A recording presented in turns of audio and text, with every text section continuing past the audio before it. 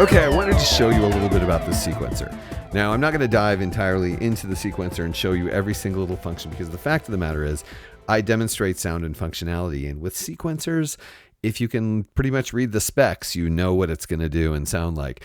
And I have to read the specs just like you do. And so if I was actually going to go into each specific spec, I'd just be reading out loud to you. But I do want to show you the sequencer and just a few things about it, especially the motion sequencing, which is a really cool feature that you do need to hear. Okay, first I'm going to start out by recording a sequence. Okay, there's two different ways. You can enter a real-time overdubbing sort of sequencing by pressing play and then record, or you can record steps by pressing record and just recording each step. I'm going to do it the latter way because it's fast.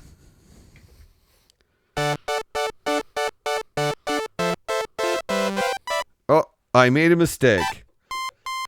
Okay, well, now what? Let's listen back. That sounds totally wrong in so many ways. Let's try it again. It's easy to immediately erase your sequencing data by doing Shift and Rest. Sequence clear. Now I can do it again.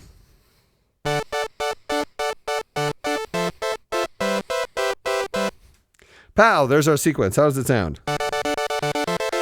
Oh, it sounds kind of fast. Well, we could adjust the tempo, but really, if you look at it, it's at 120, and that's not so fast. Obviously, we need to adjust some other settings. So let's go into edit mode, sequence edit. The first one is the tempo, and we're at 120.5. Let's just get that at a nice even 120. Then let's try this other button, step length. We're fine with the 16 step length. Let's try step resolution, 1/16. It's going by so quickly because we have 16th notes. So let's change that to 8th notes. That's great. We could also adjust it to swing if we wanted to. We could adjust the gate time, but all those things are great. So we're just going to get out of there, and now let's listen to it.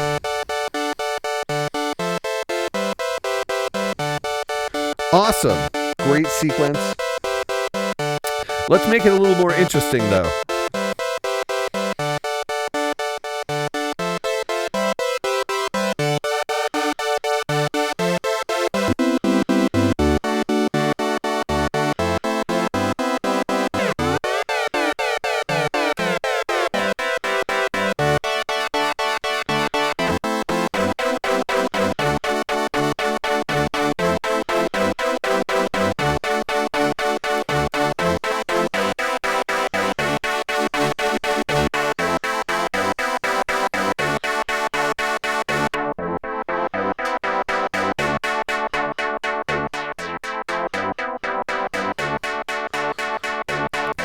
Okay, that's cool.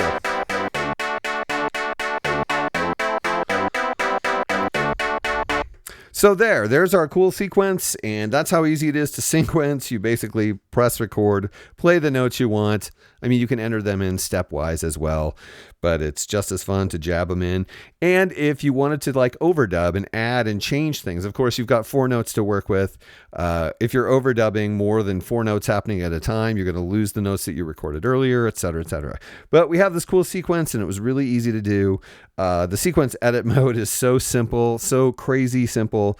I do want to show you one other thing about it. Okay, we looked at like the parameter section, but we also can clear the sequence using these buttons, or and to do that you press right. We can go in here, and then we have motion clear, and we're going to talk about motion right now, so I'm going to back out of this. Okay, so motion sequencing allows you to record certain knob turns that you do in the midst of your recording of them to make your sequence more interesting and fun, and then it will recreate those knob turnings. So let's do this, and it's really easy to record. Once again, all you have to do is you press play, and then press record. And we want to start what we do from the beginning of the sequence. So let's wait till the beginning.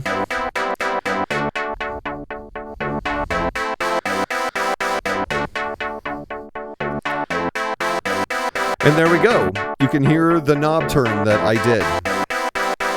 And you have 3 other knob turns that you can do. And it gets pretty cool. You could do something like, let's turn the LFO rate. Press record.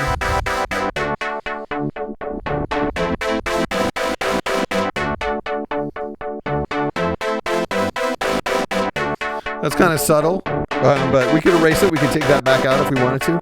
Let's do some other things that are cool.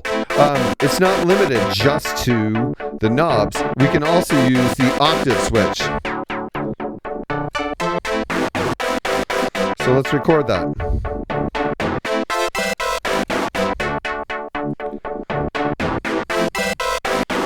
I mean, how cool is that?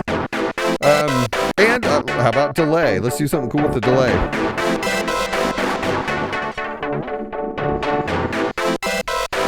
Okay, watch this.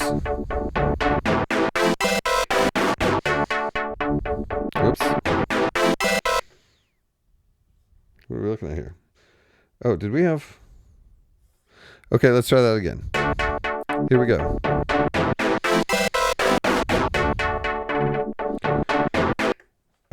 Okay, we're going to have to try that again. Well, this is a great opportunity to erase. Somehow I must have turned more than I expected to. I did. Let's go down to LFO intensity. I guess I must have bumped that. We'd like to erase that so we can do the delay thing I was just going to do.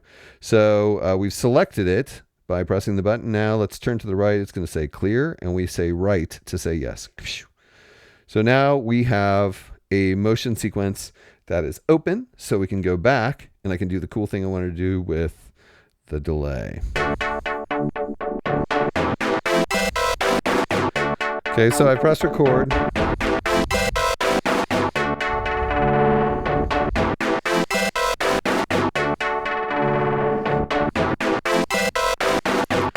And so, like, we can see the octave light showing us that these things have happened.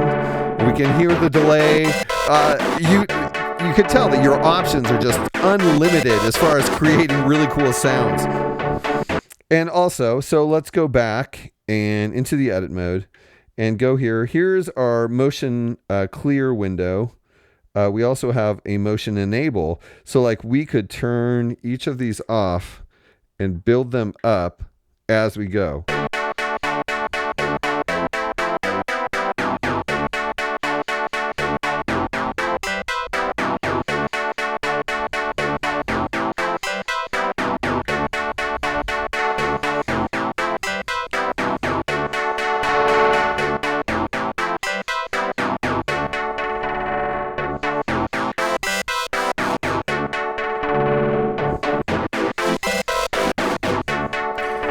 So that's really convenient. Let's go back. The other thing we can do is in the motion clear window, we can see exactly what our motion sequences are made of. And then if we want to see actually the arc, the visual representation of what we've done with the motion sequence, we can press Shift. So you can see exactly the knob turns you've made and what they look like. Now, if we go over to Motion Smooth, we can actually make those changes stepped because it naturally smooths them. The default is to have smoothing on. So let's go back and turn off all of them except for the filter. Okay, and then we'll go here and go up to smooth. And then we'll turn it off. I don't think we can hear a really distinct difference, but if you hold the shift, you can see that it is now stepped. We could do that to all of them, actually.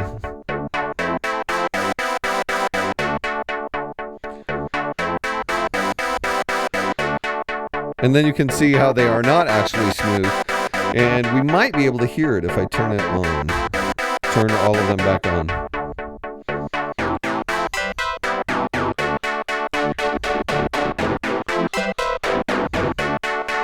it's just a little bit more robotic. But like if you do a lot of filter sweeps with it, you can generate some things where the stepping becomes really, really obvious. And it's a cool effect. I'll turn these back on.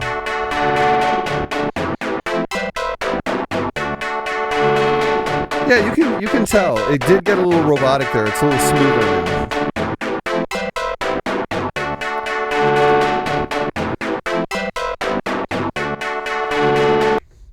But it just goes to show, I mean, and you can do just so much with all of these different functions, with the opportunity to turn any amount of knobs in any way to create whatever effect that you want. It just leaves you a lot of, even just with 4 of them, it leaves you a lot of opportunities for creating really engaging sequences that aren't just notes that are repeating over and over again. So like basically it operates like a real analog sequencer where you can use the sequencing to also affect different functional outcomes. And that is undoubtedly a great deal of fun. Let's go to motion clear, and then we'll clear it, and let's try that one more time, and I'll see if I can get a better example of the stepping. Okay, let's see, we don't have anything, so we'll do play.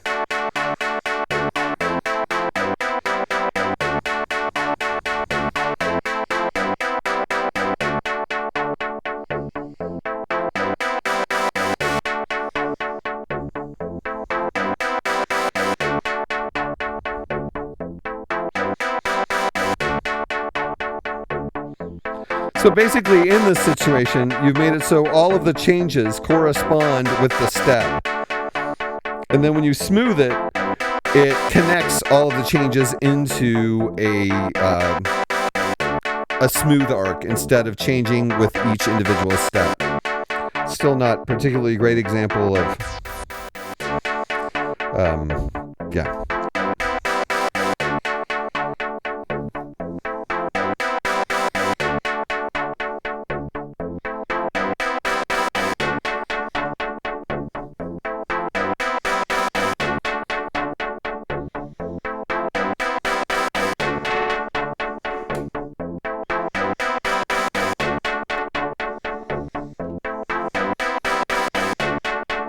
I'm going to re-record that one.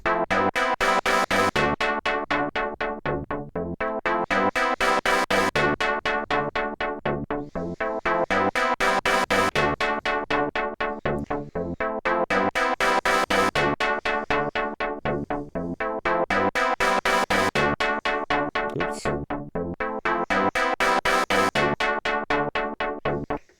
Anyway. So that is basically the motion sequencer, and so much can be done with it. So very, very much. And it's just such a blast to work with.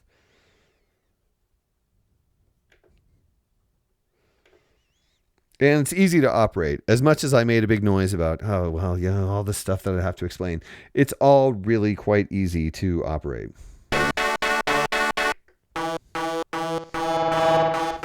Okay.